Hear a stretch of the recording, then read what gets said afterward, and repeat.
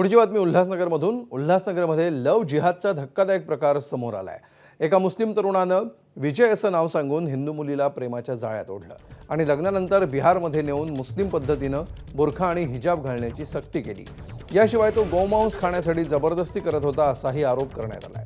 तसंच इम्रान नावाचा आरोपी हिंदू देवी देवतांना देखील शिवीगाळ करत असल्याचा आरोप पीडित तरुणीनं केलाय। या प्रकरणी उल्हासनगर मध्यवर्ती पोलिसांमध्ये पती इम्रान शेख, त्याचे 2 भाऊ आणि सासू-सासऱ्यांविरोधात गुन्हा दाखल झाला।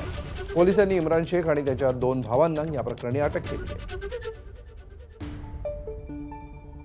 मला खोटं नाव सांगून घेऊन गेला। खोटं नाव हे सांगितलं का विजय वर्मा नाव आहे म्हणून माझं, आणि तिथे गेल्यावर मग जेव्हा लग्न करायला घेतलं तेव्हा मला कळलं का याचं नाव इम्रान शेख आहे आणि मला धोका दिलाय ना। मग मी काहीच करू शकत नव्हती, म्हणजे तिथून मी कशी वापस येणार।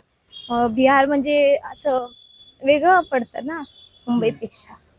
तर मग तिथे मला ना एक मुलगा पण झाला, लग्न झालं, मग टॉर्चर करायला लागला मला का म्हणजे तू बुरका घाल आणि बीफ खा।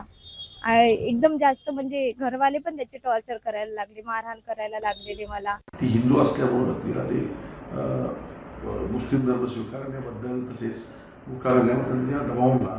त्या काही हिंदू देवदेवतांच्या बाबतीत अपशब्द वापरले आणि त्याला शारीरिक मानसिक त्रास दिला। तसे तिचे दीर आहे ती त्याला विडंबन करायचा प्रयत्न केला। अशानुसार आपल्याकडे मध्यवर्ती पोलिसांनी गुन्हा दाखल करण्यात आलेला आहे मेरीच्या तक्रारीनुसार, आणि त्याचा तपास सुरू आहे। त्याच्यात इम्रान शेख आणि त्याचा भाऊ यांना अटक करण्यात आली।